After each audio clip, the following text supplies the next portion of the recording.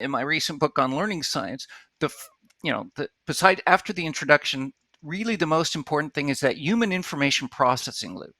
So we understand our brains operate at a neural level, but that's not a useful level for analysis or for prescriptions of instruction, because the way it's not, you can't address individual neurons, you activate patterns in neurons, and the way you do that is through words and images.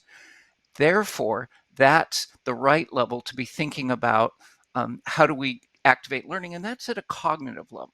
So if you understand the human information processing loop, which is basically the cognitive explanation of how we think, you have a really good basis. It covers things like perception and immediate sensation, which is of course relevant to your video audience.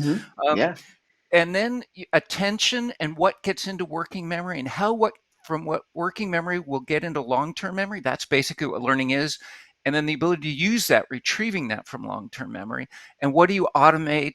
So understanding that core process, and then on top of that, understanding some of the fundamental emergent properties of that architecture. There are a lot of properties of that architecture, a subset of which are relevant to learning. And that takes me over to the other list. What are the sort of implications you should know? And the sort of top implications I think we miss. The first one is the importance of practice. How important it is to do contextualized, meaningful application of the knowledge in the way you're going to need to apply it outside the learning experience. And we don't do that enough. We do a lot of knowledge test. Here's this stuff, show me you can recite it back. Surely that's going to lead to you doing something differently. No, you need to be applying that knowledge, making decisions, using it to solve problems.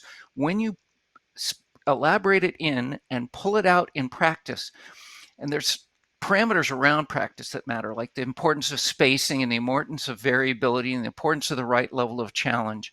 When you get a good practice, everything else follows from that really nicely.